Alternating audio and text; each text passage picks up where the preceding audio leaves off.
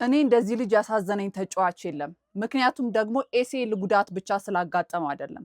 የቶትናም ሆትስፐር የፊት መስመር ተጫዋች ዣቪ ሲመንስ ኤሲኤል ማጋጠሙ ዛሬ ቶትናም ሆትስፐር በይፋ አረጋግጧል። ይህ ማለት እስከ አንድ ዓመት ድረስ የደረሰ ጊዜ እንዲሁም ደግሞ የዓለም ዋንጫን ጨምሮ ይህ ተጫዋች የመሳተፍ እድል የለውም ማለት ነው። ከምንም በላይ ግን ያሳዘነኝ ምንድን ነው? ይህ ተጫዋች ለእንግሊዝ ፕሪሚየር ሊግ የመጀመሪያው ነው። ማለትም በዚህ የውድድር ዘመን ነበረ እንግሊዝ ፕሪሚየር ሊግን የተቀላቀለው ማንን? ቶትናም ሆትስፐርን። ታዲያ ቶትናም ሆትስፐር ምንድን ነው? ለመውረድና ላለመውረድ ትንቅንቅ ላይ ያለ ክለብ ነው። የ23 ዓመቱ ኔዘርላንዳዊ ወጣት ዣቪ ሲመንስ ከባርሴሎና አካዳሚ ጀምሮ ከፍ እያለ ወደ ፒኤስጂ ሄዶ በውሰትም ተጫውቶ ወደ ሌብዜግም ሄዶ ከሌብዜግ ወደ ቶትናም ሆትስፐር ነበር የተመለከትነው ይህንን ተጫዋች። ይህ ማለት ራሱን እያሳደገ ያለ ወጣት አጥቂ ነበረ።